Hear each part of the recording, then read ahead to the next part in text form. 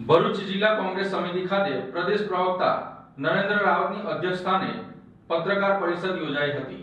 કેન્દ્રની ભાજપ સરકાર દ્વારા મનરેગાને ધીમે ધીમે કમજોર બનાવવાની નીતિ સામે ગુજરાત પ્રદેશ કોંગ્રેસ દ્વારા રાજ્યભરમાં મનરેગા બચાવો આંદોલન શરૂ કરવાની જાહેરાત કરવામાં આવી છે। આ આંદોલન પંચાયત, બ્લોક, જિલ્લા અને રાજ્ય સ્તરે વ્યાપક રીતે ચલાવવામાં આવશે। કોંગ્રેસના પ્રદેશ પ્રવક્તા નરેન્દ્ર રાવતે જણાવ્યું હતું કે મનરેગા એ કોઈ દાન નથી, પરંતુ ગ્રામીણ ભારતના ગરીબ, શ્રમિક, ખેડૂત મહિલાઓ, દલિત અને આદિવાસી સમુદાય માટે કાનૂની અધિકાર છે। પરંતુ છેલ્લા કેટલાય વર્ષોથી ભાજપ સરકાર દ્વારા આ બજેટમાં કાપ મૂકવામાં આવ્યો હતો અને ચૂકવણીમાં પણ વિલંબ કરવામાં આવી રહ્યો છે, જેને લઈને ધીરે ધીરે મનરેગાને નિષ્ક્રિય બનાવવાનો પ્રયાસ કરવામાં આવી રહ્યો છે। કેન્દ્ર સરકારે મનરેગા માટે પૂરતા નાણાં ફાળવ્યા નથી। પરિણામે અનેક રાજ્યોમાં મજૂરોને સમયસર વેતન મળતું નથી। ગ્રામીણ વિસ્તારોમાં રોજગારીની ગંભીર સમસ્યાઓ ઊભી થઈ છે। મનરેગામાં 100 દિવસના કામનો અધિકાર હકીકતમાં કાગળ પર જ રહી ગયો છે। ભરૂચ ખાતે યોજાયેલી ગુજરાત પ્રદેશ કોંગ્રેસના પ્રવક્તા નરેન્દ્ર રાવતની બેઠકમાં મનરેગા બચાવો આંદોલન માત્ર દિલ્હીમાં નહીં, પરંતુ ગુજરાત સહિત સમગ્ર દેશમાં જમીન સ્તર પર ચલાવવાની જાહેરાત કરવામાં આવી હતી। વિશ્વની સૌથી મોટી રોજગાર આપતી યોજના એટલે કે મનરેગા યોજના છેલ્લા 20 વર્ષથી ભારતમાં છે। ભારતના બજેટની અંદર સૌથી વધુ ફાઇનાન્સ ફાળવવામાં આવતી હોય આ ખેતી પ્રધાન દેશની અંદર ગ્રામ્ય વિસ્તારોને, ગ્રામ્યના શ્રમિકો, આદિવાસીઓ, વંચિતો અને જે લોકો રોજગાર મેળવી શકતા નથી ને જેના કારણે ગામડાઓમાંથી શહેરીકરણ તરફ લોકો આગળ જાય છે, એવા લોકોને 100 દિવસની ગેરંટી યોજના, આવી મહત્વપૂર્ણ યોજના કોંગ્રેસની કેન્દ્ર સરકારે 2005માં કાયદો પસાર કરીને બનાવી હતી। એ યોજના 2014માં નરેન્દ્ર મોદી જ્યારે વડાપ્રધાન બન્યા એને ચાલુ રાખી। 11 વર્ષ સુધી એ મનરેગા યોજના ચાલુ રહી અને એ બજેટ ફાળવણીમાં પણ ભારતીય જનતા પાર્ટીની સરકારે કોંગ્રેસ સરકારનું અનુસરી આ ચાલુ રાખ્યું। પરંતુ અચાનક ચૂંટણી પહેલા મનરેગા યોજનાનું નામ બદલી વીબી ગ્રામજી આવું એક નામ આપી અને એને અપભ્રંશ કરી રામજી નામની યોજના કરી લોકોની ધાર્મિક લાગણીઓ દુભાવવાનો અને એને છેડવાનો પ્રયાસ કરી, કોંગ્રેસ પર આક્ષેપ કરવાનો પ્રયાસ કર્યો। એનો પહેલા ખંડન કર્યું।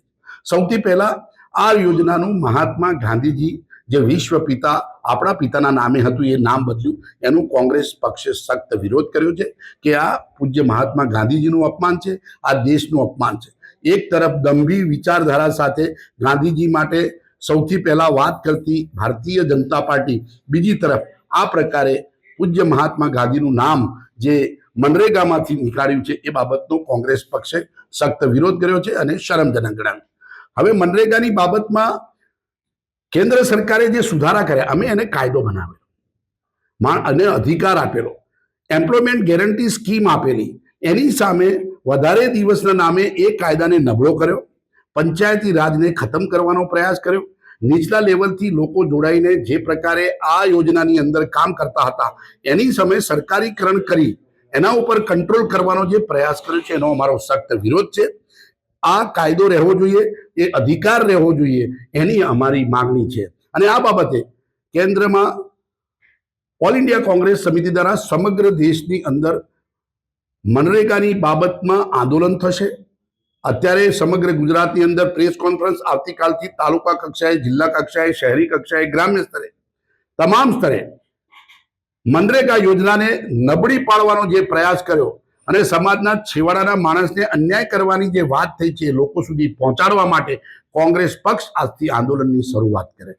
અને એ શરૂઆતના ભાગરૂપે આજે અમે ભરૂચ જિલ્લા કોંગ્રેસ સમિતિ, અમારા પ્રમુખશ્રી, શહેર પ્રમુખશ્રી, અમારા પ્રવક્તાઓ સાથે અમે અહીંયા પ્રેસ કોન્ફરન્સ કરી આંદોલનની અમે શરૂઆત કરી। કોંગ્રેસે વીબીનો અર્થ એક દર્શાવ્યો છે, વિકસિત ભારત નહીં પણ વિનાશ ભારત છે, શું કહેશો? આપ જાણો છો કે આ પ્રકારના કોમ્પ્લિકેટેડ નામો લખવા, વિકસિત ભારતની વાત હોય તો આ સ્કીમમાં ખોટું શું હતું? અને ખોટું હતું તો 11 વર્ષ સુધી ભારતીય જનતા પાર્ટીની નરેન્દ્ર મોદીની સરકાર દ્વારા 11 વર્ષ સુધી મનરેગા યોજનાનું બજેટ પણ એમને ફાળવ્યું, તો એ શું કર્યું તમે? એનો મતલબ 10 વર્ષ તમે ખોટું કર્યું? વાસ્તવિકતા એ છે કે નામ બદલી, થોડા ફેરફારો કરી, યોજનાઓ કોંગ્રેસની જે દેશને મજબૂત કરતી છેવાડાના માણસને રોજગાર કે આ પ્રકારની શિક્ષણની કોઈ પણ નીતિમાં મજબૂત કરતી યોજનાઓના નામ બદલી લોકો સમક્ષ ભ્રામિક અને ચર્ચામાં લાવી કોંગ્રેસની બદનામ કરવાનો જે પ્રયાસ કરવામાં આવે છે એનો મારો સખ્ત વિરોધ છે. મનરેગા કૌભાંડ નહીં, કોઈ પણ કૌભાંડ હોય, કોંગ્રેસ પક્ષ સ્પષ્ટ છે. જે પણ સામેલ હોય એને સજા કરો. ભ્રષ્ટાચારમાં કોઈ પણ હોય એને તમે સજા કરો. મનરેગાના કૌભાંડમાં મેં પોતે જ જેમ દેવગઢ બારિયાની અંદર મેં પોતે તપાસ કરેલી. મનરેગા યોજનાના જે પ્રકારે કૌભાંડો મિનિસ્ટરો દ્વારા કરવામાં આવ્યા, એમના છોકરાઓ પણ જેલમાં છે. હજારો કરોડની મનરેગા ભ્રષ્ટાચારી યોજના છે અને એ યોજનામાં ભારતીય જનતા પાર્ટી સામેલ છે, એ તો પુરાવા છે. મિનિસ્ટર તરીકે એમને કાઢી મૂક્યા છે. અને બીજી મહત્વની યોજના કે તમે 100 દિવસની જગ્યાએ 125 દિવસના ભણગા ફૂંકતા હોય તો ગુજરાત સરકારના મુખ્યમંત્રી ભૂપેન્દ્રભાઈને સીધો સવાલ છે કે ગયા વર્ષે તમે આ એમ્પ્લોયમેન્ટ ગેરંટી સ્કીમમાં મનરેગા હેઠળ કેટલા લોકોને કેટલા દિવસનું વેતન આપ્યું? તો સત્તાવાર સરકારના આંકડે 100ની જગ્યાએ તમે 42 દિવસ જ તમે રોજગારી આપી છે. એટલે તમે તો નિષ્ફળ નીવડ્યા છો. તમને કોઈ સમાજના છેવાડા શ્રમિક હોય, આદિવાસી હોય, વંચિત હોય એની તમને પડી જ નથી. એટલે કોંગ્રેસ પક્ષ કટિબદ્ધ રીતે પ્રજા વચ્ચે જશે અને આ કાયદાની અંદર જે બી અન્યાય થયા છે એની સામે અમે વિરોધ નોંધાવીશું.